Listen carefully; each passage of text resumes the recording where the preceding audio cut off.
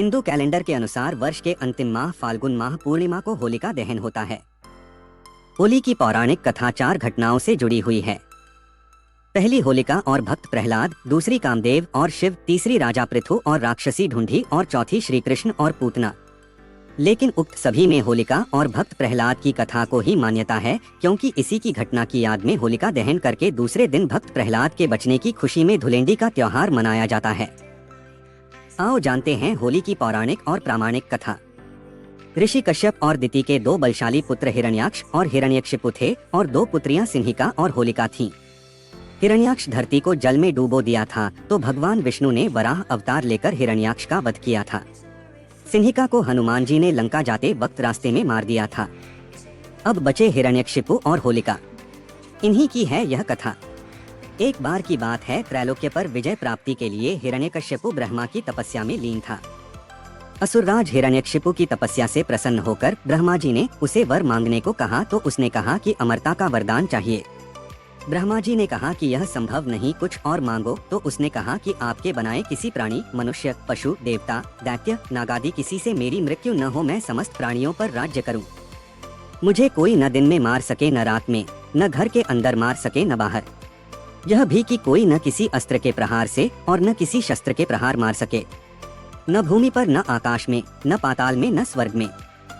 ब्रह्मा जी तथास्तु कहकर उसे वर प्रदान करके अंतर्धान हो गए। हिरण्यकशिपु जब तपस्या में लीन था तब उसी दौरान देवों ने असुरों पर आक्रमण कर उन्हें परास्त कर दिया था और देवराज इंद्र हिरण्यकशिपु की गर्भिणी पत्नी कयाधु को बंदी बनाकर ले गए थे।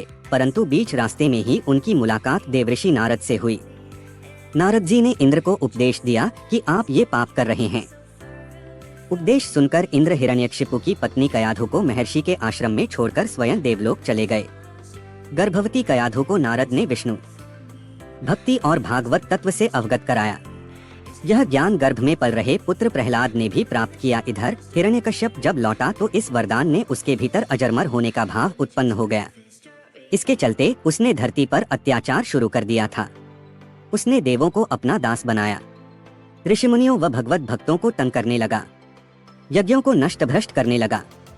उसने आदेश दिया कि उसके राज्य में किसी भी देवता की पूजा नहीं होगी। उसने कहा कि हिरण्याय नमः के अतिरिक्त अन्य किसी भी मंत्र का उच्चारण नहीं किया जाएगा। पूरे राज्य में स्वयं उसी की पूजा की जाए, अन्य किसी की नहीं। जो ऐसा नहीं करे उन्हें वह मार दिया जाए। उचित समय पर बाद में प्रहलाद का जन्म हुआ तो राज्य में खुशियां मनाई गई। हिरण्यकश्यप के 4 पुत्र थे, अनुहल्लाद, हल्लाद, भक्त प्रहलाद और संहल्लाद।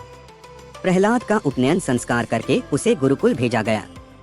कुछ समय बाद हिरण्यकश्यप को यह जानने की उत्सुकता हुई कि गुरुकुल में मेरे पुत्र क्या सीख रहे हैं। उसने प्रहलाद को बुलाकर पूछा, तुमने गुरुकुल में क्या सीखा? प्रहलाद ने कहा कि भगवान विष्णु की नवविध भक्त सीखी। अपने पुत्र के मुख से अपने शत्रु विष्णु का नाम सुनकर हिरण्यकश्यप क्रोधित हो गया। कई बार समझाने पर भी प्रहलाद ने विष्णु की पूजा पाठ बंद नहीं की तो इससे क्रोधित होकर हिरण्यकशिपु ने अपने गुरु को बुलाकर कहा कि ऐसा कुछ करो कि यह विष्णु का नाम रटना बंद कर दे। गुरु ने बहुत कोशिश की किंतु वे असफल रहे। तब असुरराज ने अपने पुत्र की हत्या का आदेश दे दिया। सैनिकों द्वारा उसे विष दिया गया, उस पर तलवार से प्रहार किया गया, विषधरों के सामने छोड़ा गया, हाथियों के पैरों तले कुचलवाना चाहा, पर्वत से नीचे फेंकवाया, लेकिन श्रीहरि विष्णु कृपा से प्रहलाद का बाल भी बाका नहीं हुआ। उल्लेखनीय है कि फाल्गुन शुक्ल सप्तमी को प्रहलाद को बंदी बनाकर पूरे 8 दिन तक त्रास दिया गया। हर तरह से मारने का प्रयास किया। हिरण्यकश्यपु को चिंता होने लगी कि यह नहीं मरा तो लोग विष्णु की ही भक्ति करने लगेंगे। उसकी चिंता को देखकर उसकी बहन होलिका ने कहा कि आप चिंता ना करें भैया, मुझे ब्रह्मा से वरदान प्राप्त है कि मैं किसी भी प्रकार से अग्नि में जलकर नहीं मर सकती हूँ। अग्नि में तो सभी भस्म हो ही जाते हैं। तब हिरण्यकशिपु ने अपनी बहन होलिका से कहा कि तुम प्रहलाद को अपनी गोदी में लेकर अग्नि में बैठ जाओ, जिससे वह जलकर भस्म हो जाएगा। होलिका को वरदान था कि उसे अग्नि तब तक कभी हानि नहीं पहुंचाएगी जब तक कि वह किसी सद्वृत्ति वाले मानव का अहित करने की न सोचे। होलिका यह बात भूल गई थी। वह अपने भाई की बात को मानकर अपने भतीजे प्रहलाद को गोदी में लेकर अग्नि में बैठ गई। उस दिन फाल्गुन माह की पूर्णिमा थी।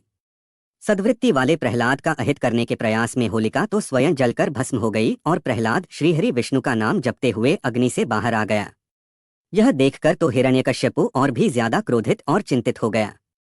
इस घटना के बाद हिरण्यकश्यपु ने प्रहलाद को एक खंभे से बांध दिया। फिर भरी सभा में प्रहलाद से पूछा, किसके बलबूते पर तू मेरी आज्ञा के विरुद्ध कार्य करता है? प्रहलाद ने कहा, आप अपना असुर स्वभाव छोड़ दें। सबके प्रति समता का भाव लाना ही भगवान की पूजा है। हिरण्यकश्यपु ने क्रोध में कहा, तू मेरे सिवा किसी और को जगत का स्वामी बताता है। कहाँ है वह तेरा जगदीश्वर? क्या इस खंभे में है जिससे तू बंधा है? यह कहकर हिरण्यकश्यपु ने खंभे में घूंसा मारा। तभी खंभा भयंकर आवाज करते हुए फट गया और उसमें से एक भयंकर डरावना रूप प्रकट हुआ, जिसका सिर सिंह का और धड़ मनुष्य का था। पीली आंखें, बड़े बड़े नाखून, विकराल चेहरा और तलवार सी लपलपाती जीभ, यही नृसिंह अवतार थे। उन्होंने तेजी से हिरण्यकश्यप को पकड़ लिया और संध्या की वेला में, न दिन में न रात में, सभा की देहली पर, न बाहर न भीतर, अपनी जांघों पर रखकर, न भूमि पर न आकाश में, अपने नखों से, न अस्त्र से न शस्त्र से उसका कलेजा फाड़ डाला। हजारों सैनिक जो प्रहार करने आए, उन्हें भगवान नृसिंह ने हजारों भुजाओं और नखरूपी शस्त्रों से खदेड़कर मार डाला।